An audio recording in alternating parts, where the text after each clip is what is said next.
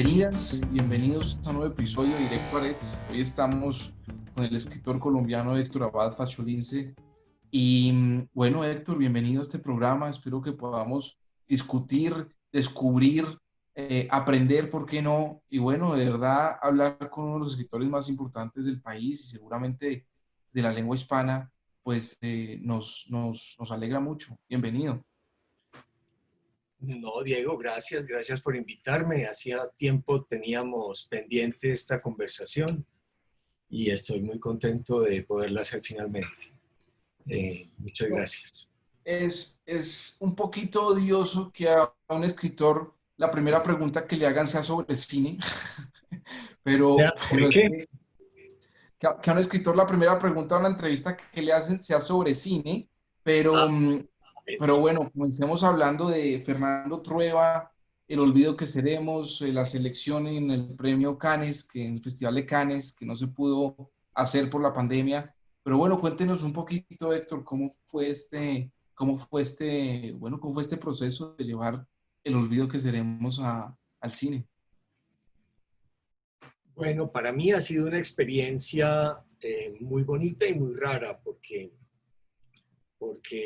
es un recorrido de una historia que va de la experiencia y de la realidad a un libro que está escrito en forma de novela, pero no es una novela, es una novela sin ficción.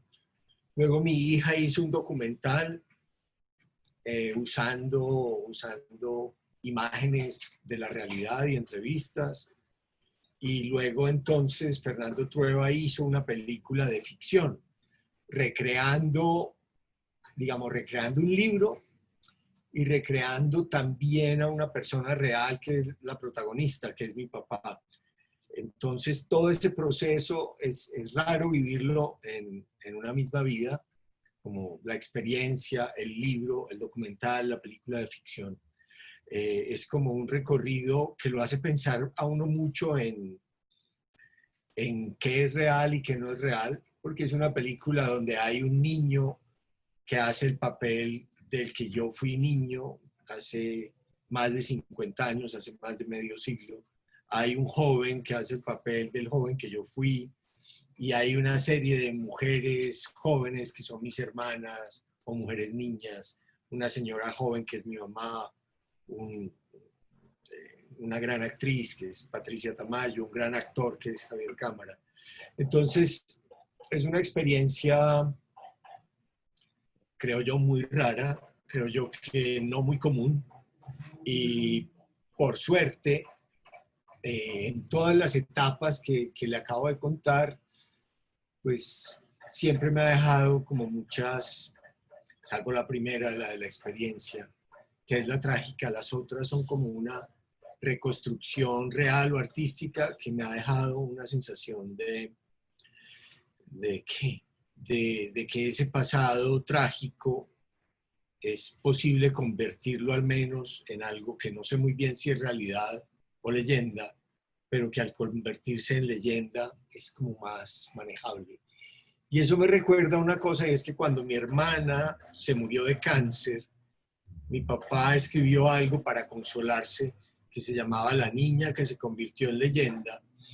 Y entonces ese procedimiento que él trató de hacer, de convertir en leyenda a su hija, sin yo darme cuenta ahora, en ese entonces, sin yo darme cuenta, ahora me doy cuenta de que también hice algo parecido. O muchos me ayudaron a hacer algo parecido. ¿En qué sentido? Quizás explore un poquito más en qué sentido. En el sentido de que uno separa la realidad de su representación. Hay una realidad que es la experiencia de lo que uno vive. Mi papá era un señor real, un señor con una actividad médica, profesoral y política real, un señor al que realmente lo mataron. Tuve una hermana que realmente se murió de cáncer y que de verdad tocaba la guitarra y el violín. Eso se convirtió en un libro, eso se convirtió en un documental y eso se convirtió en una película de ficción.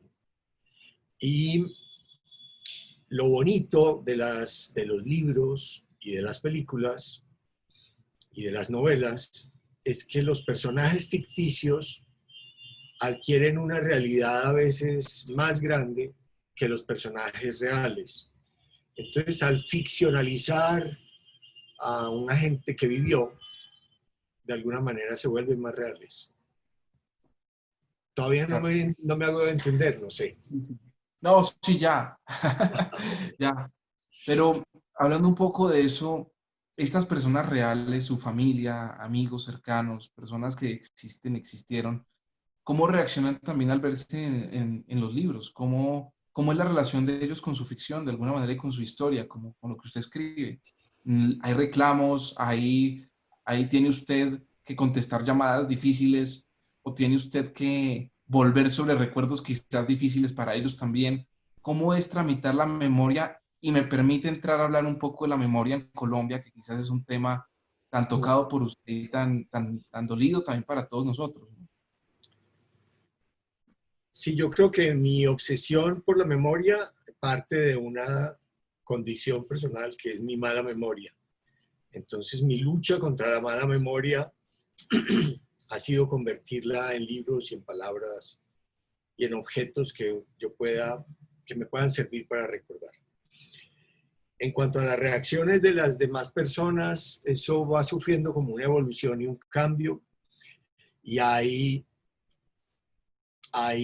varios tipos de reacción. Hay personas que se enojan por estar en un libro, hay personas que se enojan por cómo están en un libro, hay personas que creen estar en un libro y no están y están contentas, que creen estar en un libro y no están y están tristes o bravas, y hay personas que se enojan por no estar en un libro también. Es decir, Mejor todo pasa. dicho, A veces se enojan porque problemas. están y otras porque no están. Bueno, y otras también se alegran de no estar.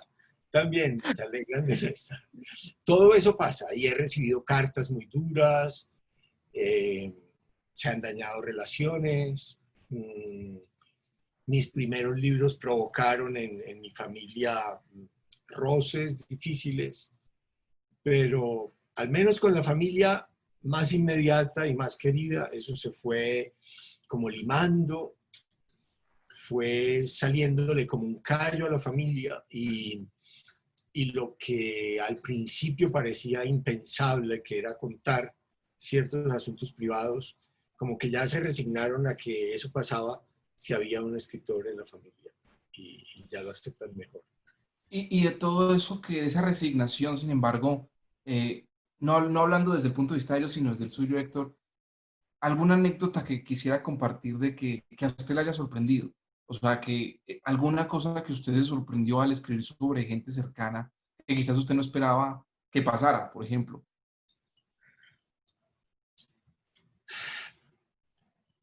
No, digamos, lo más sorprendente es cuando uno de verdad no ha pensado para nada en alguien, en un fragmento de una novela o en un cuento, cuando esa persona prácticamente para uno estaba olvidada, cuando ni su nombre estaba presente, ni su figura, ni nada. Y recibir el reclamo de por qué usaste esta historia mía, estos detalles sobre mí en este fragmento o en este cuento. Y yo, pues, darme cuenta de que muchas personas leen en una especie de fantasía muy rara, leen y se leen, no sé cómo, en sitios donde no están, pero por mucho que trato de aclarar que no es, que están equivocadas o que está equivocada esta persona, insisten en que no lo niegue y en que es así. Eso es lo más raro y lo más desesperante, porque da una sensación de, no sé, de irrealidad muy extraña. Luego hay detalles muy pequeños de... Yo creo que en todas las familias hay secretos, hay tabúes, y hay, en general yo cuento mucho de mi primera novela que se llama Asuntos de un Hidalgo Disoluto. En esa novela yo hablaba de un cura que tenía lepra, y ese era un asunto que no se podía mencionar en mi familia, que había un tío de mi mamá que era cura y era leproso, y entonces en la iglesia los feligreses no le recibían la comunión. eso que para mí era, no era grave, pues era casi como, era triste, pero no era grave. Para algunas personas de la familia de mi mamá era como mencionarles, no sé, una tara muy dolorosa. Entonces eso podría pasar. Eh, Otra reacción rara es el silencio. Hay gente que no dice nada, nada, nada. Y esa, digamos, es una reacción inteligente porque es la que más te perturba como escritor, que no dicen nada. Sí. Usted tenía 39 años, me corrige, cuando fue asesinado su padre y ya había escrito. Tenía menos, tenía 27. Tenía 27. Sí, tenía Bueno, 27. o sea, tenía mi edad. Ya sabía que quería ser escritor, ya había escrito, ya tenía claro eso en ese momento. Sí, yo eso lo tengo claro como desde el principio de la adolescencia, por ahí desde los 12 o 13 años. Y de hecho mi papá en sus cartas me habla mucho de mi vocación de escritor. Yo creía que era algo muy secreto, pero se ve que no era muy secreto. En realidad yo escribía desde muy joven, empecé escribiendo poesía y incluso y como a los 19 o 20 años me gané un concurso nacional de cuento cuando estaba en la universidad y bueno, ese cuento salió publicado en un suplemento literario, creo que del Tiempo, y luego se iba a publicar un libro, pero no se publicó. Pero sí, yo digamos que empecé y luego estudié literatura porque quería seguir siendo escritor, pero quería ganarme la vida como profesor o como periodista, y por eso estudié también periodismo. Eh, en fin, todo lo que estudié, muchas cosas que empecé y no terminé, eran para ser escritor.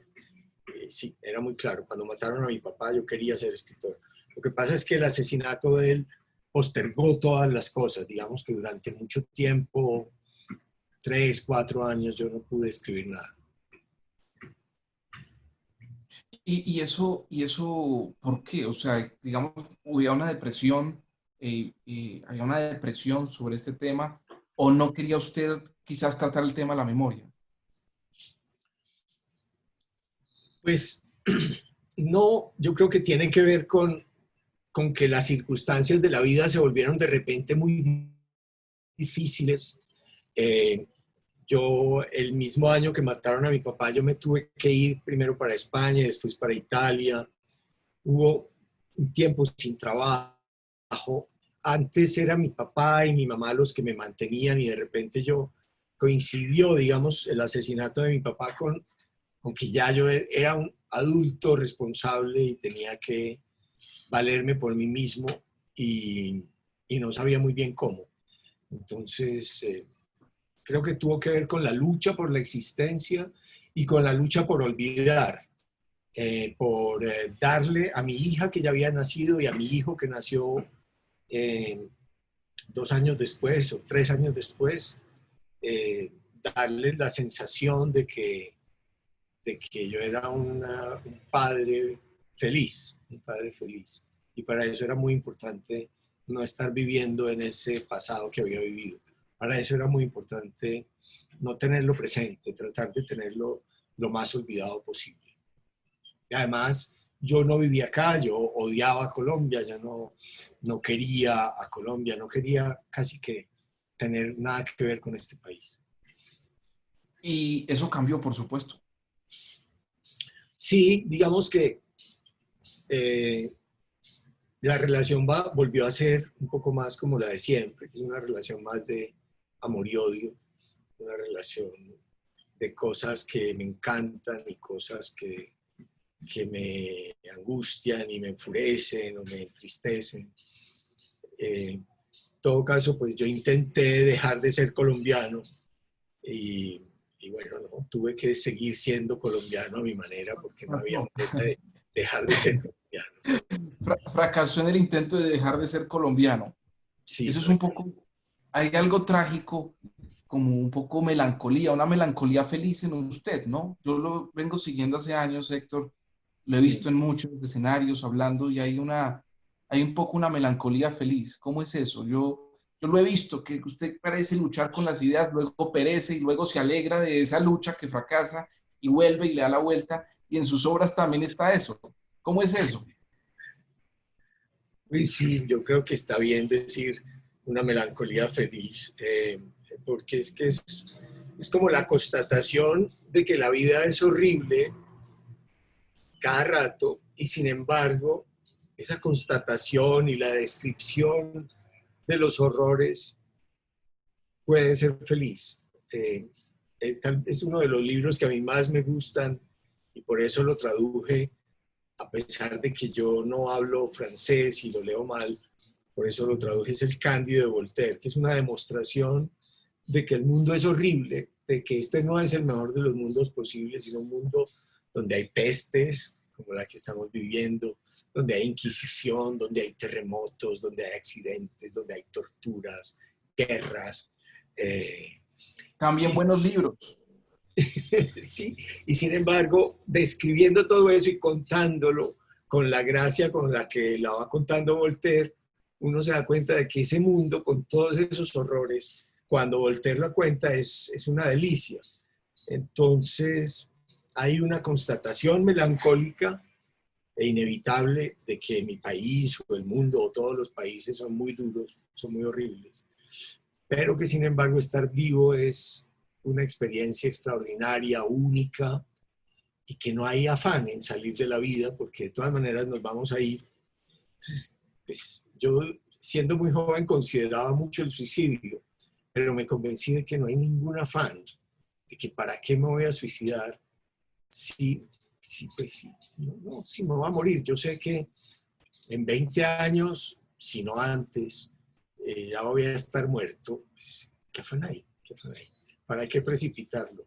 A no ser que tenga un dolor inaudito o una pena inaguantable. Siempre se puede considerar esa salida, pero en general si es una melancolía alegre, como dice usted. Entonces hay como un equilibrio, ahí algo se empata y se empareja y uno puede seguir viviendo. Hay un tema que me encantaría tocar con usted, que es la política. Y La claro, política, en serio, a mí este tema no me claro, gusta mucho, pero si quiere no, toquémoslo. a usted le encanta, seguramente suena inocente, pero vea, hay un tema y es que usted pues hijo de un político, un activista, su padre pues un defensor y un luchador por los derechos humanos reconocidísimo, digamos. Me corrige, fue asesinado en el momento en que era precandidato por el Partido Liberal a la alcaldía de Medellín. Sí, Un momento muy difícil de mafia, de paramilitarismo, de todo. Y usted tiene 27 años y usted, ¿cómo enfrenta la pregunta sobre la política? ¿Por qué, por ejemplo, nunca se pensó hacer política electoral en Colombia? ¿Nunca se pensó participar activamente de alguna manera como en una contienda o algo así? ¿Nunca se sintió llamado a seguir esos pasos quizá? no, no. Digamos, hay un ruido horrible. Digamos que en esos mismos momentos, algunos me decían de esa forma tan retórica que tienen de hablar los políticos, recoja las banderas de su padre, entre al Comité de Defensa de Derechos Humanos y bueno, y vuelva a enarbolar las ideas por las que él se sacrificó. Había una circunstancia personal que me impedía hacerlo, primero que todo, y era que yo tenía una niña de 1 año y, y naturalmente entrar a esa lucha por los derechos humanos implicaba un riesgo de muerte muy alto en esos años. De hecho, las dos personas que sucedieron a mi papá en el cargo del presidente para la defensa de los derechos humanos de Antioquia, a las dos personas las mataron. Y a la primera la mataron ya en diciembre de ese mismo año. Y a los que hablamos en el comité de reconstitución de ese comité para la defensa de los derechos humanos, de 4 que hablamos, mataron a 3. Y yo me fui para Italia y pues sí, sin merecérmelo, a lo mejor si me quedo aquí también me hubieran matado. sin merecérmelo porque yo no era un activista. Cuando reinstalamos ese comité, yo les dije, esto, yo no siento que nosotros perdimos una batalla, como quiere la retórica que se diga, sino la guerra. Y yo no creo que ustedes vayan a tener éxito. Y es más, si ustedes ven las caras y los nombres de las víctimas que ha habido, podrán ver las caras y los nombres de las víctimas que vendrán. Y así fue. Y así fue. Ahora, para entrar en la política, además, se necesita, no sé, una pasión que no tengo, una capacidad de transigir y de llegar a acuerdos, a pactos, que tampoco tengo. Sin ser yo una persona intransigente, pero peor, por no ser una persona intransigente, como en general a mí me cae bien casi todo el mundo que conozco. Sé que en la política yo acabaría dándome la mano con gente despreciable. Entonces, qué bueno mantenerme lo más lejos posible de ese mundo.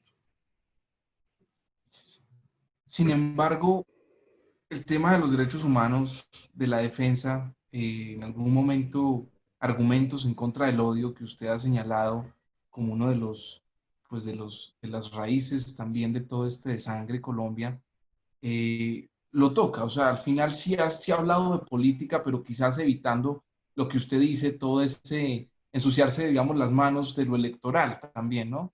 Y la pregunta es, ¿ha evolucionado esto, Héctor? O sea, desde hace 20 años que el uribismo pone presidente en Colombia, y uno piensa, ¿esto ha cambiado un poquito? ¿O esto parece esos relatos de García Márquez que son circulares y se repiten y se repiten y se repiten? ¿Estamos igual de mal que hace 30 años? ¿Estamos igual de mal que hace 20 años? Bueno, digamos que el segundo triunfo electoral de Santos fue contra el uribismo. Entonces, yo diría que el segundo periodo de Santos, e incluso 6 años de Santos, en su empeño por alcanzar un acuerdo de paz con la guerrilla de las FARC, fueron contra el uribismo. Entonces, de estos 20 años, digamos que, bueno, de 2002 al 2020, de esos 18 años, hay un tercio, 6 años en los que ellos no impusieron a su candidato, y son, sin haber sido yo santista, en la primera vez que ganó era opositor completo, y en la segunda vez sí voté por él. Creo que el cambio más importante que ha habido en estos 20 años en el país es el acuerdo de paz con las FARC.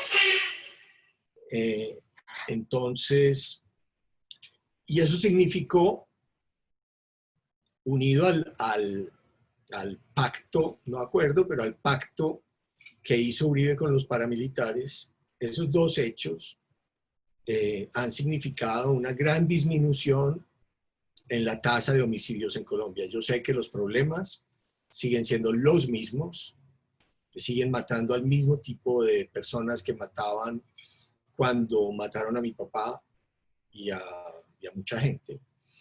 Pero, digamos, la calidad de los problemas que hay ahora son las mismas, pero la cantidad de los asesinatos no son los mismos. Sé que hay cientos de líderes sociales asesinados, pero cuando mataron a mi papá empezaba la masacre de la UP, que nunca se ha cuantificado bien, pero que no se cuenta en centenares, sino en miles. 3.000, entre 3.000 y 5.000 personas asesinadas. Es decir, tampoco ha vuelto a haber, como ocurrió a principios de los 90, que 3 candidatos presidenciales en unas elecciones fueran asesinados. Tampoco ha vuelto a ocurrir que 1.000 policías sean asesinados en un año en Medellín, como pasó aquí en el año 91.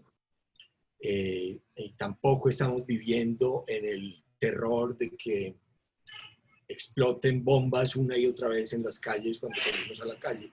Entonces, aunque las cosas siguen pasando, todas las cosas que acabo de mencionar siguen pasando, pasan, pero en menos cantidad. Hay gente que a eso no le parece nada, que todo hay que reducirlo a cero, pero la pretensión de reducir todo a cero es una ilusión de creer que somos ángeles, que de la noche a la mañana nos vamos a convertir en ciudadanos virtuosos, y no es así. Es una lucha que hay que seguir dando, siempre apuntándole al cero, pero celebrando que, no sé, que en vez de 7.500 homicidios al año en Medellín, haya 450. Es un cambio. Y hablando un poquito de esto, digamos, de esta constante en el periodismo, uno vive constantemente, pues, entre problema y problema, entre un golpe de opinión y golpe de opinión de un sector de otro, una Sí, polarización. Yo creo que es notorio la polarización que desde hace años se viene dando, donde sí se han marcado, yo no diría dos extremos para no ponerlos en extremos, pero sí se han marcado dos rostros muy fuertes en la política colombiana, que es uno Gustavo Petro y dos Álvaro Uribe. O sea, esa dicotomía está ahí, casi que en esa dicotomía está el país. Y las anteriores elecciones pues fueron más o menos eso. Y uno dice, bueno, ¿en qué se está cayendo? Un poco los discursos de populismo, el surgimiento de estas nuevas dictaduras o medio dictaduras de derecha en América Latina, como el caso de Bolsonaro, el caso de Trump en Estados Unidos. O sea, ¿cuál es ese momento que estamos viviendo? ¿Cómo leemos este momento, Héctor? yo creo que estas personas muy ideológicas y muy politizadas y que viven, que hacen un uso permanente de las redes sociales, muy extremo, hacen que nosotros vivamos de indignación en indignación y de sobresalto en sobresalto. Entonces es la indignación de los unos o la indignación de los otros, y la ira y el tema que se vuelve algo que es impostergable y gravísimo, y todos nos agitamos y gritamos y nos rasgamos las vestiduras y nos ponemos rojos, y es la furia y la furia. Y al final, un escándalo oculta al otro, un escándalo tapa al siguiente, y vivimos en esa pelea ideológica permanente sin enfrentar como cada problema en lo mejorable o en lo que se puede hacer ante cada problema. Entonces, a mí es un poco me harta. Es muy fácil vivir de indignaciones morales cotidianas y hace que uno se sienta muy bien defendiendo la causa justa que consideran los unos o los otros que usted menciona, que es la causa justa del día, o el linchamiento oportuno de la semana o del miércoles o del jueves. Eh, a mí no me gusta estar en eso. He caído en eso también yo. A veces he caído en eso, pero trato de evitarlo cada vez más. Trato de, no sé, de buscar en qué puedo ser útil, en qué puede ser útil lo que yo escriba, en qué puede ser útil lo que yo haga, y no en qué puedo indignarme hoy. ¿Qué hay hoy para indignarme? ¿Qué hay hoy para poner el grito en el cielo y sentirme yo que se me llena el pecho de bondad? No, más bien prefiero hacer cosas chiquitas y prefiero dedicarle mucho, mucho más tiempo a mi trabajo de escritor, de editor, de traductor. Eso me encanta además. Yo no siento que trabajo, yo paso feliz el día entero aquí donde estoy, rodeado de mis libros, pensando un tema, leyendo sobre un tema, traduciendo un libro, escribiendo un ensayo, un cuento, una idea que tengo, una novela. Eso es lo que más quiero hacer. ¿Es en este momento, usted está un poco optimista de lo que viene para Colombia en estos años y de esta pandemia? ¿Cómo nos ve, cómo ve todo este panorama? No, optimista no, yo creo que esta pandemia eh, es una tragedia para nosotros, para el mundo entero. Creo que esto nos va a dejar muy mal parados. Creo que la crisis económica, laboral, eh, de muchísimos, pues va a ser durísima. Creo que el contragolpe va a tener unas dimensiones que no nos damos ni siquiera cuenta, de hambre, de conflicto, de dureza. Es decir, creo también que el mundo, algunos con errores enormes, otros con aciertos muy grandes, en general se ha hecho lo que se puede. Cuando el gobierno no es totalmente insensato, sigue los consejos de los que más saben, de los que más han estudiado, de médicos, de epidemiólogos, de matemáticos, de economistas. Pero a pesar de eso, creo que las consecuencias van a ser tremendas. Que, sí, algunos, los que tenemos, por ejemplo, recursos culturales, recursos de introspección, ahorros además, alguna entrada que no se ha extinguido por libros, por artículos, pues, no sé, estamos bien. Si yo tengo música, yo tengo libros, yo puedo escribir, y yo recibo, y yo cocino, y pues, yo no me quejo, yo no me quejo. Pero que haya motivos para que muchísima gente se queje, muchos motivos por los cuales mucha gente está mal en Colombia y en el mundo entero y en algunos países peor que en otros. Sí, hay demasiados. Y bueno, vamos a ver cómo logramos convivir con las consecuencias tremendas que esta pandemia va a traer a nivel económico. No sé, ojalá tengamos la capacidad de que cuando ese momento muy grave llegue, haya una capacidad de reacción del Estado, del país, de la sociedad, de las personas. No sé cómo va a ser, pero lo que se viene es muy duro. Lo que estamos viviendo ya es muy duro. Muchos filósofos han intentado hablar de este tema de la pandemia, han vaticinado que es un cambio de paradigmas y que todo esto, y uno ve en París, en las activaciones en Alemania, aquí en Colombia, y la gente vuelve a las tiendas, vuelve desbocada a los mercados, vuelve a consumir con una intensidad como si el capitalismo realmente fuera como algo y el consumismo algo que realmente los secuestra, como que la ausencia de eso es lo que más les duele y no precisamente las oportunidades que esa ausencia trae. Eh, ¿Qué hace uno ahí? Como hay un poco de nihilismo frente a eso y decir aquí ya todo está perdido, o por lo menos aquí nos ve mucha gente joven, Héctor, en este canal. ¿Usted qué le dice a la gente joven? ¿Que hay que luchar por un mundo mejor o hay que creer que esa idea es posible? ¿O mejor qué? No, yo creo que sí se debe luchar por un mundo mejor. Creo que el mundo no es siempre igual, que no importa, no soy de los que piensa que cualquier gobernante es lo mismo o que cualquier actitud que tengamos nosotros es la misma.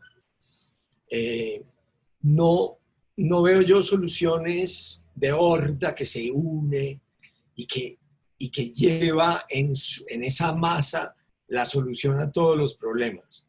Creo que los jóvenes deben creer en ellos mismos, deben creer en su capacidad de sentir y de razonar y deben ser capaces de orientar su vida y su misma actividad de lucha o de lucha política o de lucha por lo que quieran, deben orientarla según criterios que son emocionales, pero que deben ser también racionales, y según criterios, ojalá alegres, ojalá no teñidos de una actitud siempre de rabia, de indignación y de sentirse mejor que todos los demás, sino tal vez una actitud de creación, una actitud de ayuda a los otros y de creación propia y de creación con otros. Sigamos un poquito hablando del optimismo, de lo que la invitación suya hace un poco de optimismo crítico en la gente joven. De verdad que para nosotros en esta generación pues le apostamos mucho al proceso de paz,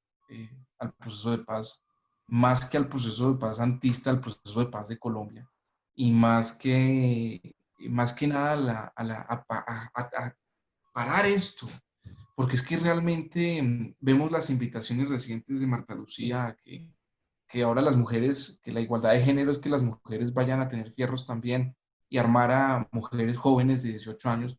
Y uno dice, de verdad que hay gente muy equivocada. Y Esa, creo que, esa señora es bastante bruta, no hay que prestar mucha atención.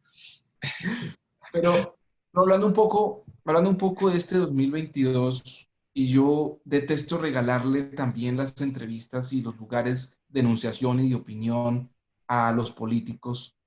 Pero usted ve a alguien que valga la pena, apunta a alguien o ve a alguien que usted diga, bueno, aquí hay un grupo de personas, un grupo de gente o personas que sean distintas, porque también es terrible y usted estará, no sé si de acuerdo conmigo en que ese dicho de todos los políticos son iguales, tan común en todos los lugares de Colombia, en cualquier nivel socioeconómico, en cualquier pueblo, en cualquier gran ciudad, también nos ha hecho un daño muy grande. Decir que todos son iguales sí que le permite a los más malvados estar ahí escondidos en esa igualdad, ¿no?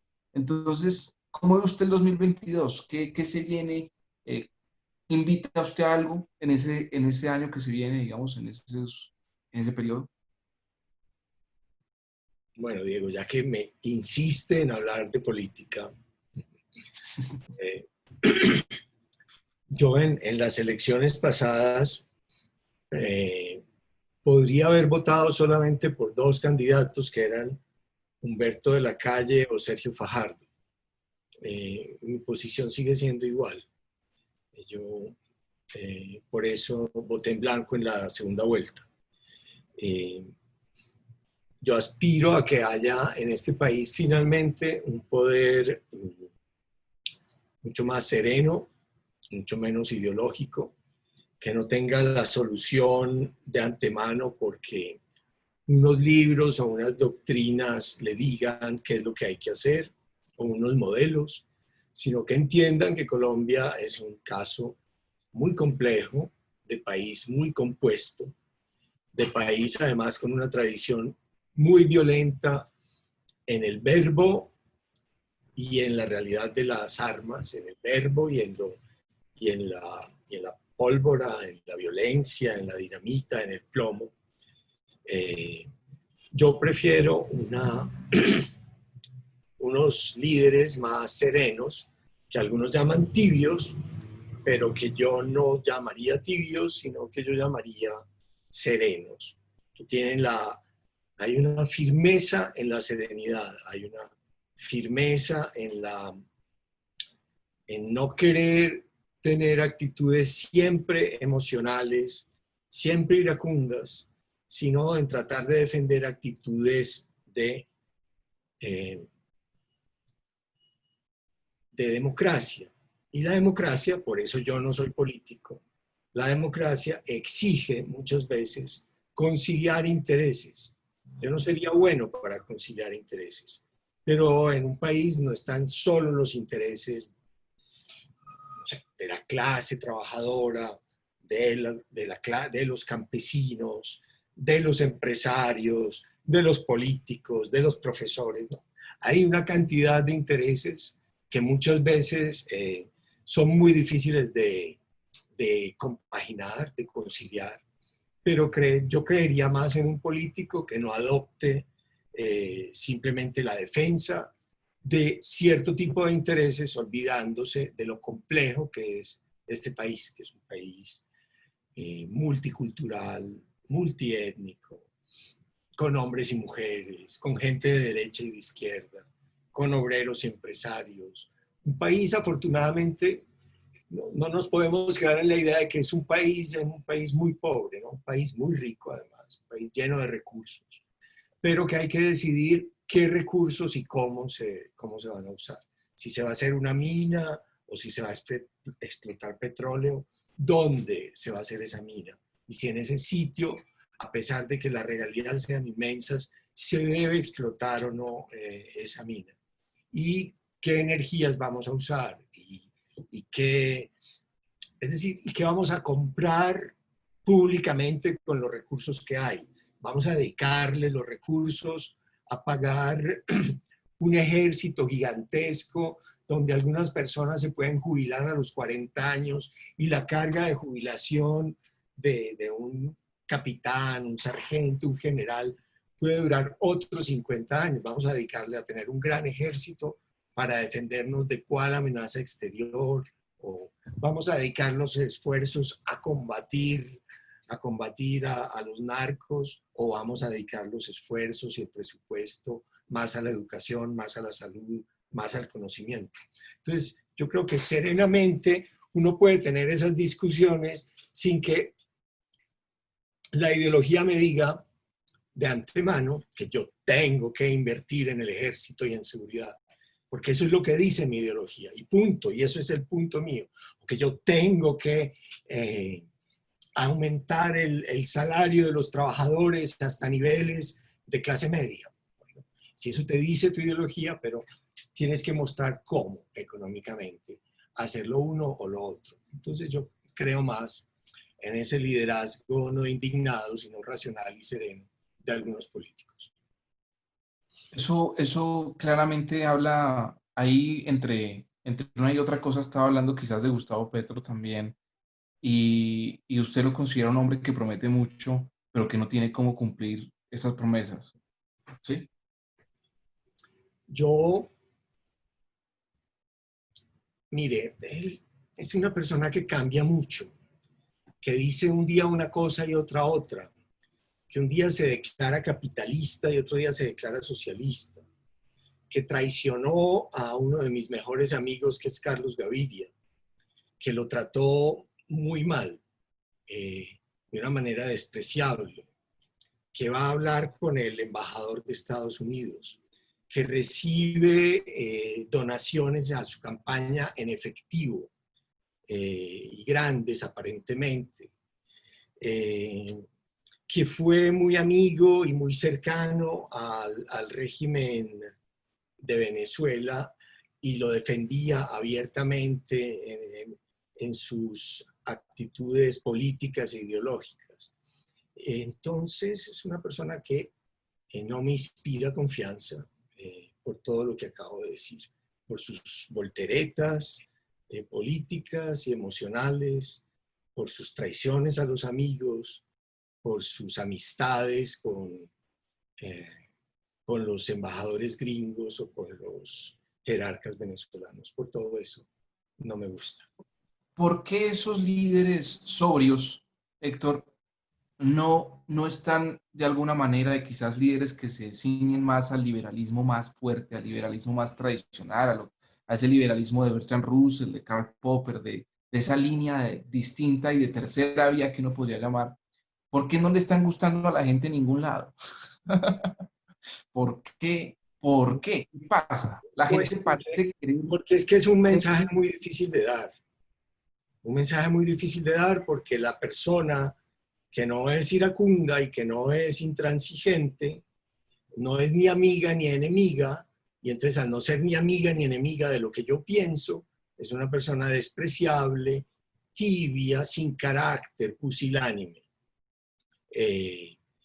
Pues no, para ser una persona capaz de dialogar con unos y con otros, hay que tener un gran carácter, porque lo más probable es que te odien los unos y los otros.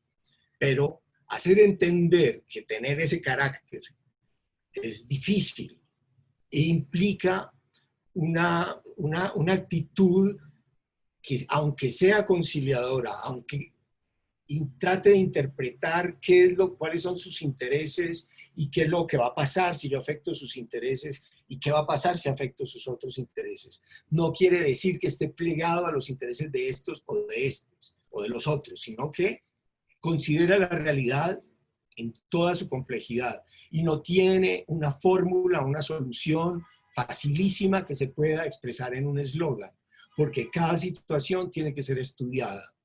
Entonces, claro, es mucho más difícil de transmitir eso, porque eso no cabe en un tweet. Es muy difícil de transmitir. Y entonces, y entonces dejar eso, o sea, la democracia parece un sistema que está fallando ahí, entonces, donde si los peores líderes son los que llegan al poder, ¿no habla eso mal del mismo sistema? Yo todavía confío en que haya un mecanismo de corrección de la democracia. Confío en que la manipulación de la verdad, la grosería, la patanería de un Trump o de un Bolsonaro o de un Maduro no deben ganar perpetuamente las elecciones. Creo que en cada sitio, hoy vivir en Estados Unidos en este momento, en muchas partes, es de lo más desagradable que hay. Tengo muchos amigos que viven allá y no pueden más. No pueden más de la situación tal como está hoy en Estados Unidos. Y lo mismo en Brasil y en Venezuela ni se diga. Pues yo creo que a veces la democracia pasa por experiencias intolerantes, muy poco democráticas, intolerables, que le demuestran a la gente que más le vale no atender a eslóganes muy definidos, muy claros, de gran izquierda o de gran derecha, a soluciones muy rápidas de hacer un país grande o paradisíaco en pocos años, sino a la complejidad de intereses que hay en una sociedad tan inmensa como es un país como Colombia, con 50 millones de habitantes, con grandes diferencias sociales, pero con muchos ricos y con muchos empresarios que también hay que oírlos, y con millones de pobres que por supuesto hay que ayudarlos a salir de la pobreza. En fin, yo no soy político, pero usted me tiene hablando de esto. No, no, discúlpeme, pero yo sé que usted piensa en esas cosas y con seguridad también las ha pensado y les ha dado muchas vueltas, entonces Es que lo aprovechar, ¿no? único, Aprovechar. lo peor que me puede pasar es que me pongo a hablar de esto y me dicen, no, hable más de política. O sea, claro, claro, No no, no, no. quiero, no Y quiero. No es lo mío, no quiero que sea lo mío, no quiero que sea lo mío. ha Eso, sido una eso gran me, decisión. eso me ofusca, eso me ofusca. La política ofusca. Y eso, cuando uno se ofusca, empieza a volverse también medio dicotómico y a decir frases tajantes y retóricas. Yo prefiero la complejidad de la novela, donde no hay buenos y malos netos. Quiero hablar, Héctor, porque preguntamos en redes a la gente también, porque yo creo que el periodismo también es un servicio social. Uno también pregunta lo que la gente quiere que pregunte y es chévere poder uno tratar de llevar preguntas de un lugar a otro. Y Sí. por supuesto que la gente quiere escuchar y escuchar de Fernando Vallejo, que es un personaje Ajá. y un escritor. Y ese sí, bueno, ese habla más de política que usted y habla de una manera a veces delirante, creo que eso sí también se ha notado, pero Me, yo me, no me, quiero, me, le voy a sí, hacer solo una sí, sí, pregunta. no, no hay Y, problema. y este tema le voy a hacer solo una pregunta y es, ¿usted qué piensa de él como escritor? ¿Qué piensa de él como escritor? Lo voy a dejar fuera No, cualquier otro mire, tipo de tema. no voy a prender la luz. Voy a prender la luz. No se está yendo. No, no. Voy a prender la luz para que me vea un poco mejor. Y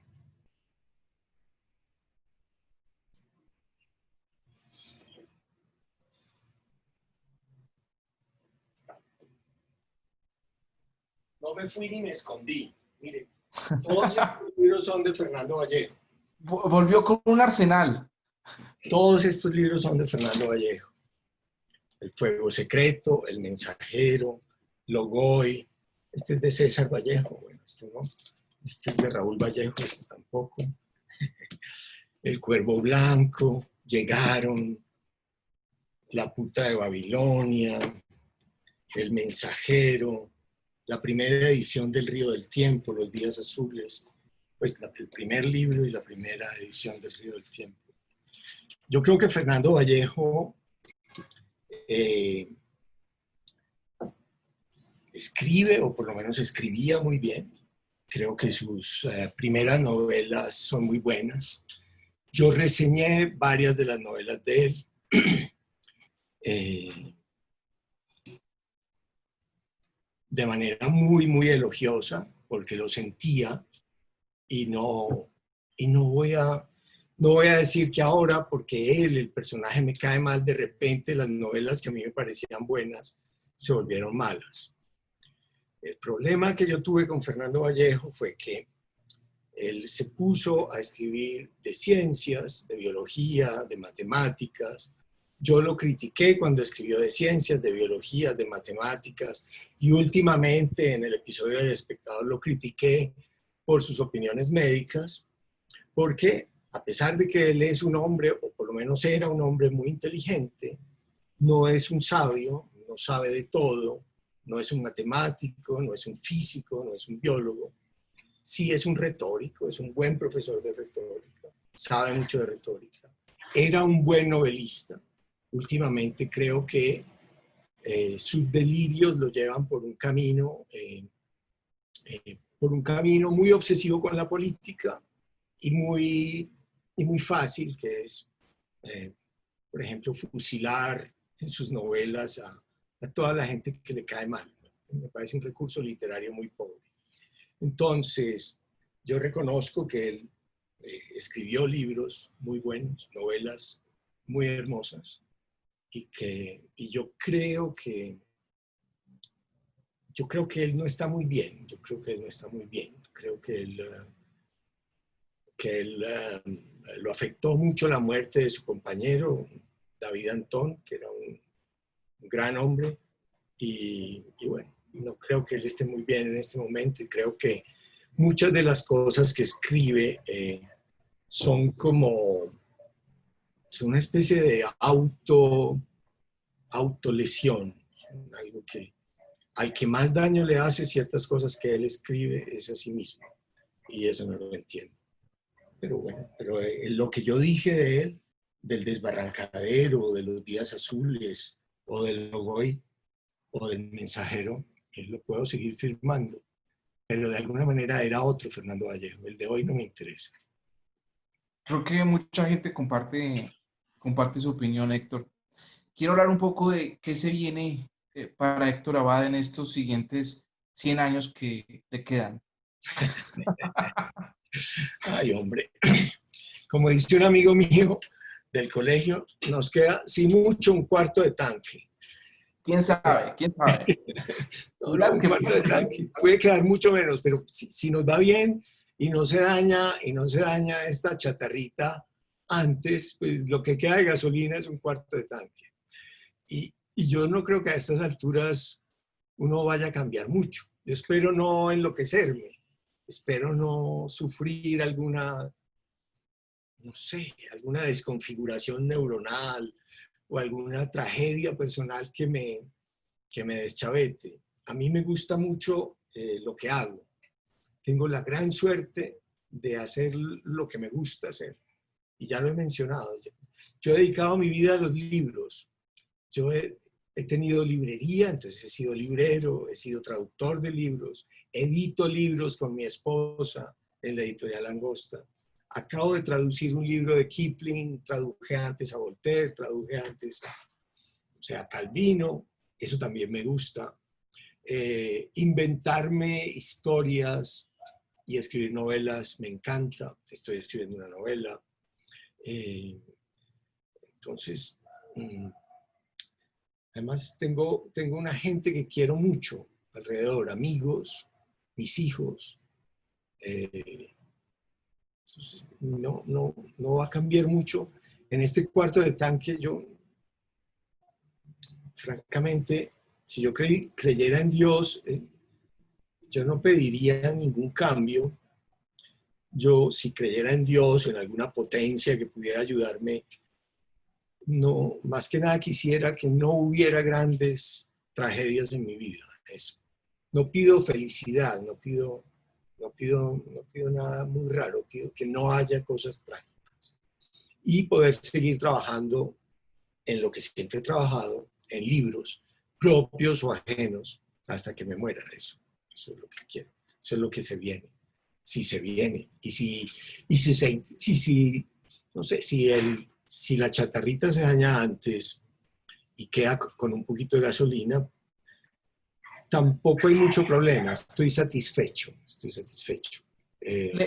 Lo Quiero conecto dejarle un buen mucho. recuerdo a mis hijos, a los lectores, a la gente que quiero y bueno, y quisiera escribir más libros, pero si no se puede, pues no se podrá.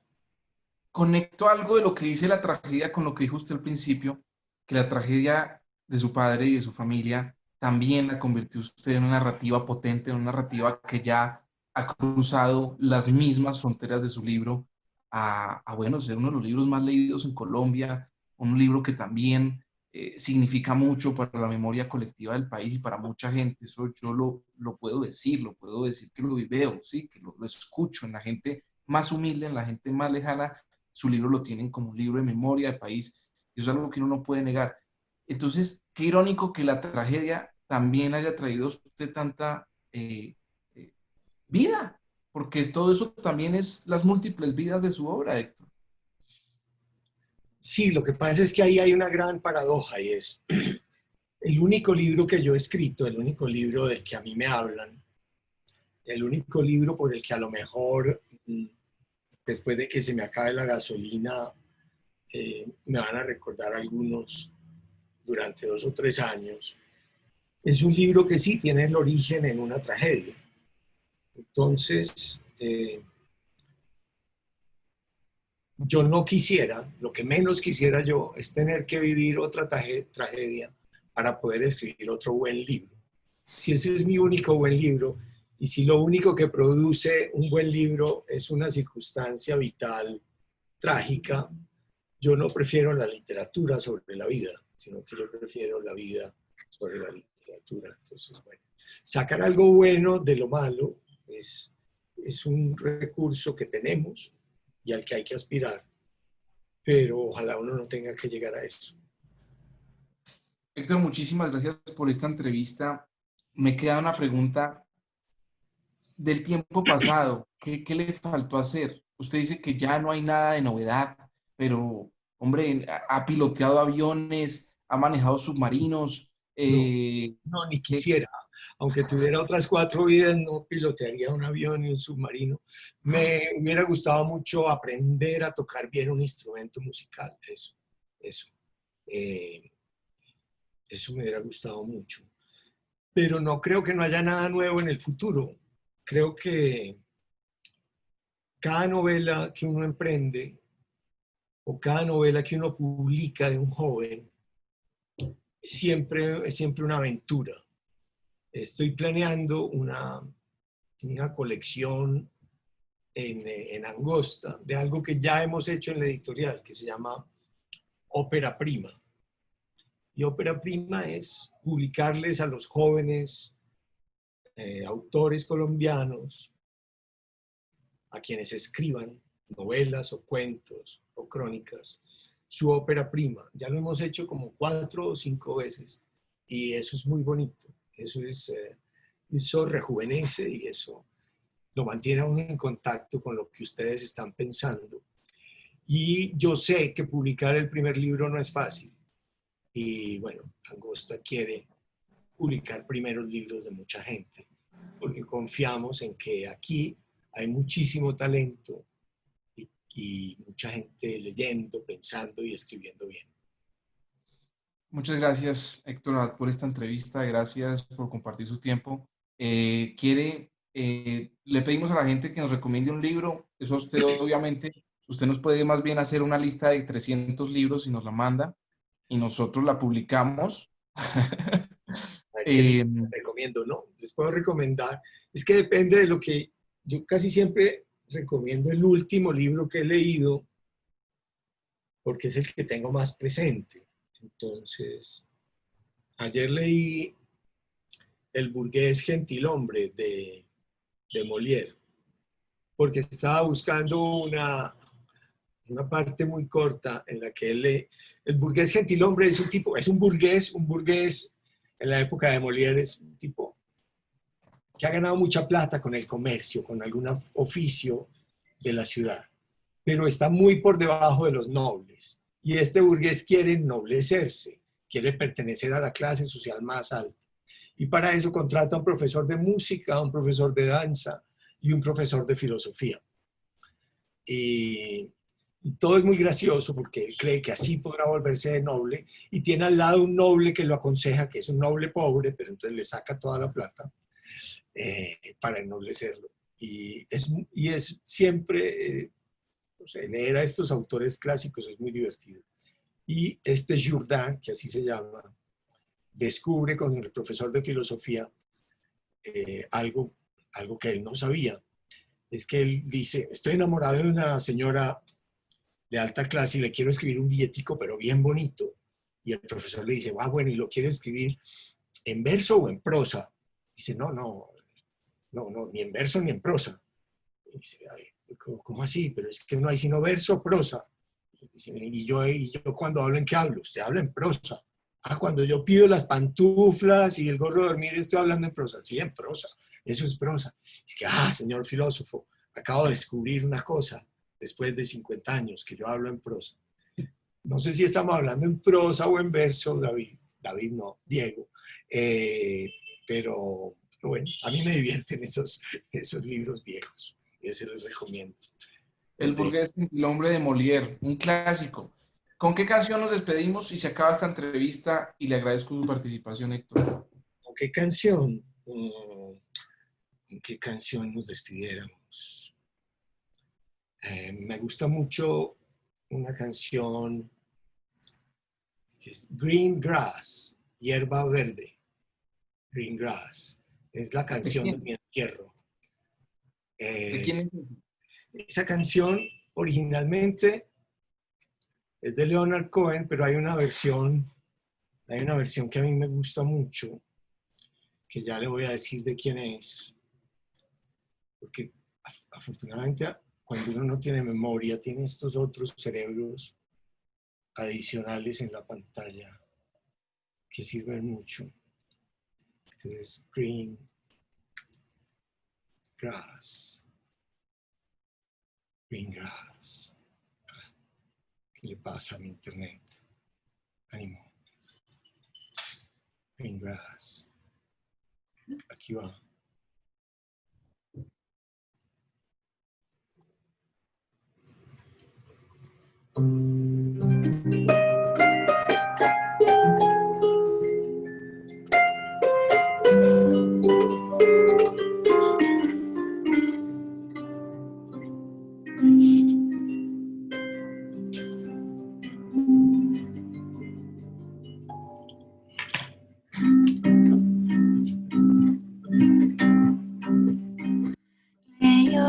Where my heart used to be, on the earth above me. Muy bien. La canta Sibel. Sibel.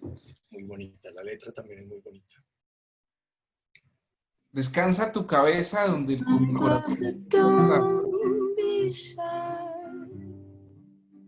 y atrapa la tierra sobre mí. Bonito. La pauso ya. Sí, sí, sí. Después la ponemos completa. ¿Ustedes la ponen? Bueno. No, Héctor. Chao, gracias. Suerte.